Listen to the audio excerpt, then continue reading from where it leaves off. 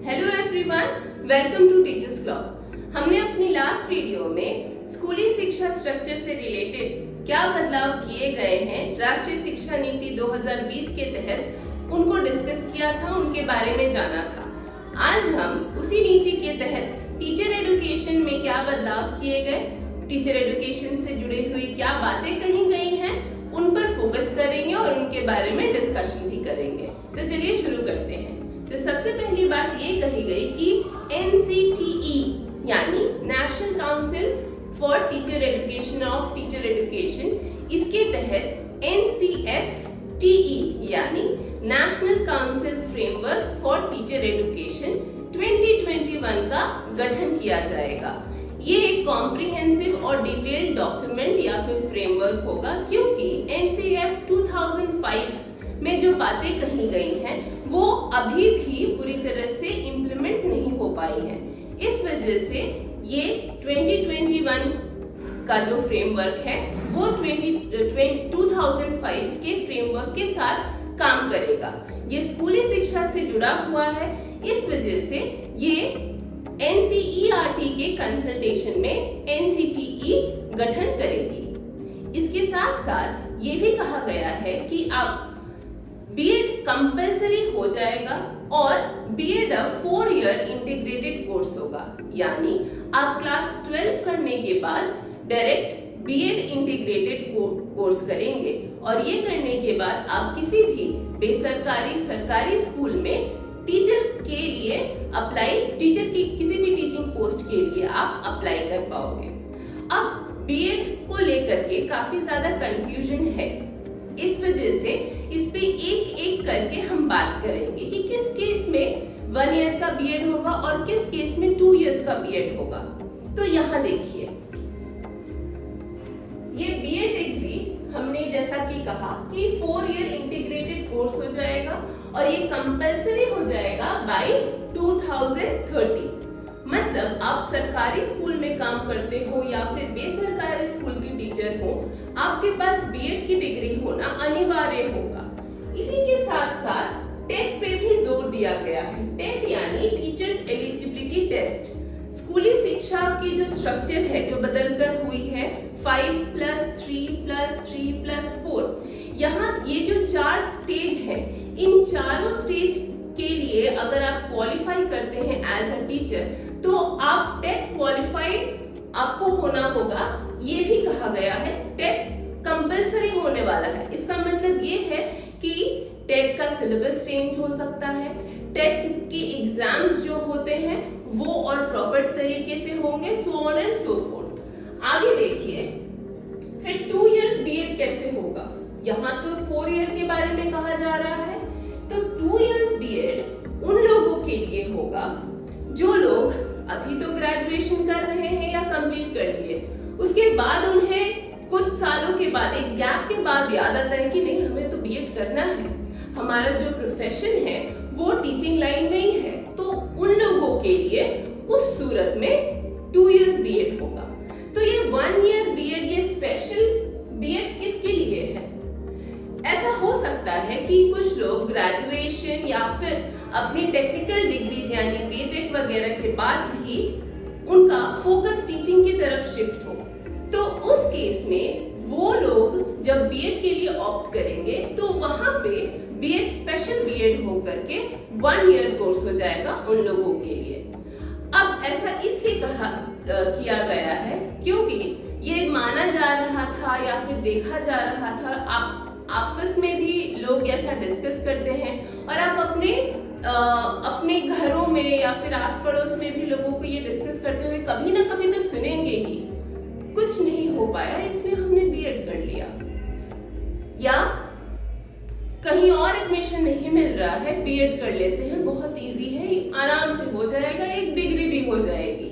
इसका मतलब क्या था कि वैल्यू कम थी बीएड की और उसके साथ साथ प्रोफेशनलिज्म बोल करके कुछ नहीं था, क्योंकि लोग एक साइंस की डिग्री या फिर अदर कमर्शियल डिग्रीज लेकर के अपनी ग्रोथ को देखते थे। बीएड में लोगों को ग्रोथ नहीं नजर आ रही थी, इस वजह से ये जो चेंज हुआ ये बहुत ही ज्यादा वेलकमिंग चेंज है। जानते हैं इसके बारे में और भी। तो अब आगे ये बात कहेंगे, रिकॉल करिए कि हमने अपनी लास्ट वीडियो में जब बात की थी तो मैंने आपको कहा था कि फोकस किया जाएगा वोकेशनल ट्रेनिंग पे और फिर लाइफ स्किल्स कि लाइफ स्किल्स भी इंक्लूड किए जाएंगे क्लास 5-6 से। तो वो लाइफ स्किल्स के साथ साथ ये भी फोकस किया गया था कि राष्ट्रीय और क्षेत्रीय भाषा पे भी फोकस किया जाएगा।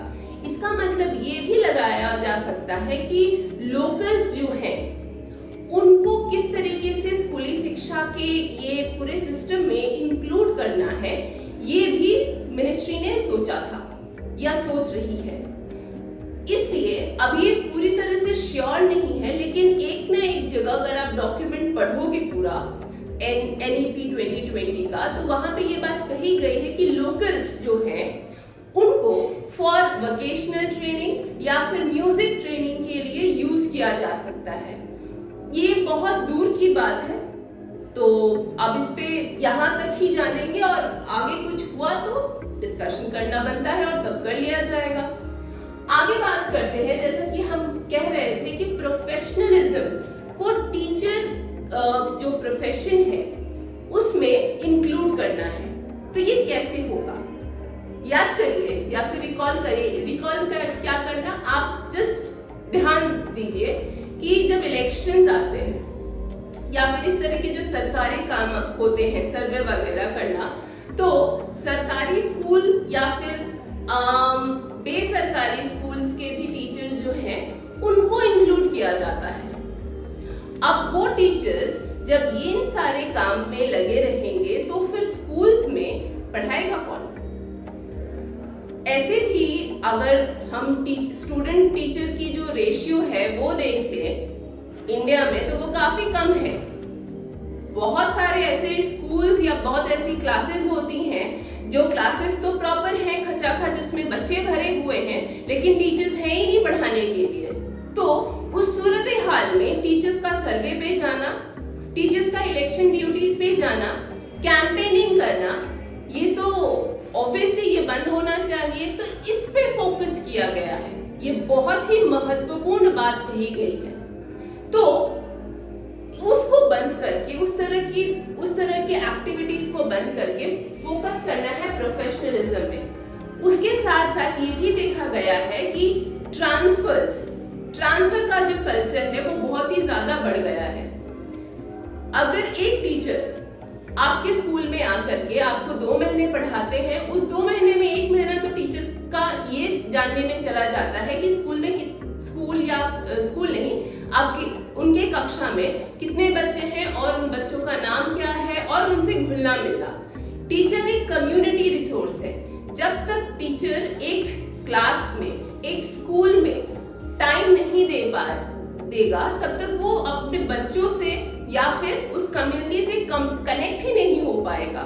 तो ये जो कम्युनिटी का रिसोर्स है, अगर ये एक जगह से दूसरी जगह ट्रांसफर होता रहेगा तो वो कनेक्शन बन ही नहीं पाएगा। आप ये मान लीजिए ना, 6 महीने आपको एक टीचर ने पढ़ाया, फॉर एग्जाम्पल क्लास 10 के बोर्ड्स के लिए, ठीक है।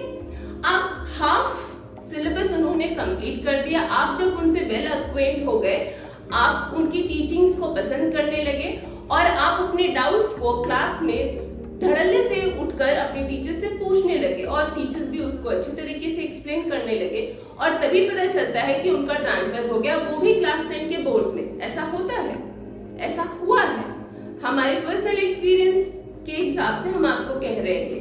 तो उस सूरत हाल में लॉस बच्चों का है, स्कूली सिस्टम का है और हमारे फ्यूचर का है। इस वजह से एक्सेसिव ट्रांसफर्स को रोकने की बात कही गई है। अब अगला फोकस जो इस नीति के तहत आया वो ये था कि डेमो और इंटरव्यू, टीचर्स बेसरकारी स्कूल हो या फिर सरकारी स्कूल हो, डेमो और इंटरव्यू मस्ट होगा। ऐसा अब होगा ही नहीं कि एक बार मेहनत कर लेते हैं, किसी भी तरीके से स्कूल में एंटर कर जाते हैं, उसके बाद तो फिर मुझे कोई स्कूल से निकाल ही नहीं सकता। नहीं, हर एक चीज अब परफॉर्मेंस ओरिएंटेड है। आप स्कूल में भी परफॉर्म करोगे, पढ़ाओगे तरीके से, अपग्रेडेड टीचर की तरह, एक मॉडर्न एजुकेटर की तरह, देन ओनली आपका जो टीचिंग पैटर्न है या फिर करियर ग्रोथ है वो हो पाएगा। तो ये बहुत अच्छी बात है। इसके साथ साथ जैसा कि ये मैंने कहा कि excessive transfers to be reduced, ये बात है ही, इस वजह से इसको हमने ऑलरेडी डिस्कस कर दिया है। उसके नेक्स्ट में ये कहा जा रहा है कि education, pedagogy, technology to be prime focus. आपको अपनी एजुकेशन को एनहांस करना है, अपडेटेड करना है, और ये तभी होगा जब आप अपनी पेडागॉजी को, आप अपने सब्जेक्ट को, अपने पेडागॉजिकल स्किल्स को एनहांस करोगे, उसको अपडेट करोगे। और यही नहीं, पेडागॉजिकल स्किल्स ऐसे होते हैं कि वो टाइम टू टाइम चेंज होते रहते हैं। ये कोई एक लॉ नहीं है जो कि फिक्स रहेगा। बच्चे हर एक ईयर के साथ बदल रहे हैं या फिर उनकी मानसिकता बदल रही है। क्लासरूम जो है वो इंक्लूसिव हो रहा है और मल्टीलिंगुअल हो रहा है, मल्टीकल्चरल हो रहा है। इसके साथ साथ स्किल्स ऑफ टीचिंग जो है वो भी चेंज होते रहती हैं। तो वो स्किल्स ऑफ टीचिंग में क्या चेंजेस आ रहे हैं उनको जानना और उनको इम्प्लीमेंट करना भी बहुत जरूरी है। तो यही प्राइम फोकस होना चाहिए आज के 21st सेंचुरी के टीचर का, ये बात कही गई है। इसके साथ साथ NCFSC ये प्रिपेयर होगा NCERT के तहत। NCERT इसे प्रिपेयर करेगा। अब ये क्या है? NCF national curriculum framework for और of school curriculum. School curriculum को इस तरीके से फ्रेम किया जाएगा कि उसका फोकस रूरल या फिर उन टाउन या विलेजेस पे होगा, वहां के बच्चों पे होगा, जहां उन्हें हर तरीके से पुश किया जाएगा कि वो अपनी शिक्षा को पूरा कर सके। पहला तो ये कि उनको फाइनेंशियल सपोर्ट किया जाएगा। उसके साथ साथ मतलब फाइनेंशियली कैसे सपोर्ट करना, क्या उन्हें पैसे दे देना? नहीं, उनके मेरिट के बेसिस पे, उनके परफॉर्मेंस के बेसिस पे उन्हें स्कॉलरशिप देना, उन्हें प्रोत्साहन देना ताकि वो आगे बढ़ सकें और पढ़ सकें। स्पेशली गर्ल्स को इस तरह के प्रोत्साहन देने की बात कही गई है, जिससे वो आगे चलकर हायर एजुकेशन अपनी कंप्लीट कर सके। कंप्लीट करने के बाद उन्हीं सारे बच्चों को, उसी तरह के बच्चों को ये कोशिश की जा रही है कि आसपास की ही जगहों पर ऐसा कुछ जॉब अपॉर्चुनिटीज की जाए या फिर कर दी जाए कि वो वहां रहे, और हाउसिंग फैसिलिटीज, ये सारी फैसिलिटीज दी जाए ताकि इस तरह की करियर पाथ को लेकर के वो उस लोकल एरिया में एक रोल मॉडल बन सके, जिससे बाकी के बच्चों में ये एनकरेज, बाकी के बच्चों के लिए ये एक लेसन हो या फिर एक एनकरेजमेंट हो, ताकि वो उस करियर पाथ को या फिर वो उनके उस ग्रोथ को देख करके उसको अपनाएं और अपनी जीवनचर्या में ले आए। जिससे क्या होगा, ना कि उनका डेवलपमेंट होगा बल्कि उस पूरे रीजन का डेवलपमेंट होगा। तो एक रीजन डेवलप इस तरीके से होगा तो ऑब्वियसली पूरा एजुकेशन सिस्टम, पूरा यूथ या फिर पूरी जो कंट्री है हमारी वो डेवलप करेगी। काफी अच्छी बात है ये। इसके साथ साथ अब ये robust teacher recruitment and career path, ये प्रोफेशनलिज्म इस पॉइंट से रिलेटेड है या फिर जुड़ा हुआ है। तो अब इसमें क्या बात कही गई है? देखिए, अब जब बदलाव हो रहे हैं, इस तरीके के बदलाव क्या सिर्फ टीचर तक होंगे? अब एडुकेटर्स या फिर जो लोग रिलेटेड है एजुकेशन फील्ड से, वो तो काफी ज्यादा लोग हैं। तो हर एक लेवल पे एजुकेशन फील्ड से जो भी लोग रिलेटेड हैं उनको अपने आप को अपग्रेड करना है, अपनी नॉलेज को एनहांस करना है। इस वजह से ये robust teachers recruitment and career path की बात कही गई है, जिसके तहत एक कॉमन नेशनल प्रोफेशनल स्टैंडर्ड, एक स्टैंडर्ड सेट कर दिया जाएगा टीचर्स के लिए, जिसको मीट करना आपकी जिम्मेदारी होगी। अब वो टाइम चला गया जो आप या कुछ ऐसे वीडियोस या फिर क्लिप्स सामने आते हैं जहां टीचर्स जाकर के स्कूल में जाते हैं, आराम फरमाते हैं और चले आते हैं, और साथ में अपने साथ स्वेटर लेकर आएंगे या फिर कुछ और डॉक्यूमेंट्स तो नहीं बल्कि कुछ क्या कहें रिलैक्सेशन या पीस ऑफ माइंड लेकर वापस घर आते हैं, वो जमाना चला गया। अब आप एक बार नौकरी ज्वाइन कर रहे हो तो आपको नौकरी करनी पड़ेगी या फिर आपको अपना 100% देना होगा, तभी आप उस जॉब पोजीशन में रह सकते हो। अच्छा, इसके साथ साथ ये जो common national professional standard set किया जाएगा, ये टीचर्स के लिए है। तो इसका यार्डस्टिक क्या होगा, किस बेसिस पे ये यार्डस्टिक होगा, कैसे टीचर्स का एक स्टैंडर्ड फिक्स किया जाएगा, ये तय करने की जिम्मेदारी एनसीईआरटी की होगी, एससीईआरटी की होगी यानी state council of educational research and training, और अदर प्रोफेशनल ऑर्गेनाइजेशंस की होगी जो कि एजुकेशन के फील्ड में काफी ज्यादा इंपॉर्टेंट होगी या फिर उनका कंट्रीब्यूशन काफी उल्लेखनीय होगा। इसी के साथ साथ जो अगली बात कही गई है वो ये कही गई है कि कंटिन्यूअस प्रोफेशनल डेवलपमेंट होना चाहिए। अब इसके तहत बहुत ही महत्वपूर्ण बात कही गई कि एक एकेडमिक ईयर में 50 आवर्स 50 घंटे एक टीचर के साथ साथ एक प्रिंसिपल को भी अपने पेडागॉजी, अपने नॉलेज, अपने स्किल्स को एनहांस करने के लिए इम्प्लीमेंट करना होगा 50 आवर्स। तो ये 50 hours seminars, training, elocution, debates, इस तरह के सारे एक्टिविटीज में परफॉर्म करके उन लोगों को जस्टिफाई करना होगा। ये ऑफलाइन मोड में भी हो सकता है, हो सकता क्या है होगा, हो रहा है, और ऑनलाइन मोड में भी इस तरह की ट्रेनिंग दी जाएगी टीचर्स को। सिर्फ टीचर्स को ही नहीं, प्रिंसिपल को भी। तभी जाकर के जो क्रांतिकारी बदलाव हमें इस नई शिक्षा नीति 2020 के तहत देखने में आए हैं, सुनने में आए हैं या फिर पढ़ने में आए हैं, वो कारगर हो पाएंगे। अनलेस एंड अनटिल ये सारी चीजें जो पेपर पे नजर आ रही है ये प्रैक्टिस में ना आए या प्रैक्टिस ना की जाए, तो इन सारे बदलाव को कारगर कर पाना या फिर साक्ष्य कर पाना थोड़ा मुश्किल हो सकता है या फिर कठिन हो सकता है। तो इस मुश्किल को कम करने के लिए या फिर हटाने के लिए ही ये सारे सुझाव इस नीति के तहत आए हैं और ये धीरे धीरे इम्प्लीमेंट भी हो रहे हैं। होपफुली आपको इस पैटर्न तो हमने समझ ही लिया था। टीचर एजुकेशन से रिलेटेड जो बातें कही गई हैं वो समझ में आई होंगी, और भी ऐसी कई सारी बातें हैं जो कही गई हैं, जैसे कि पैरा टीचर एक तरीके से अब जब टीचर्स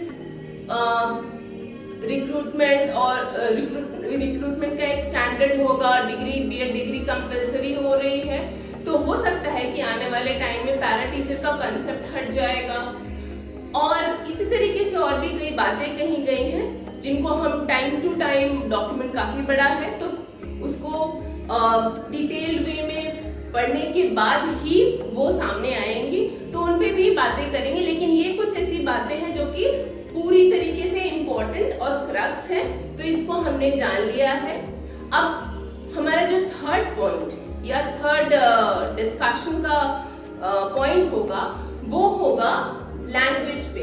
अब ये डिस्कस करेंगे नेक्स्ट वीडियो में कि नई शिक्षा नीति, नई राष्ट्रीय शिक्षा नीति में लैंग्वेज से रिलेटेड क्या बात कही गई है, भाषा से जुड़ी हुई क्या ऐसी चीजें हैं जो कि इस नीति के तहत बदलाव के रूप में या फिर एडिशनल सपोर्ट के रूप में सामने उभर करके आई हैं।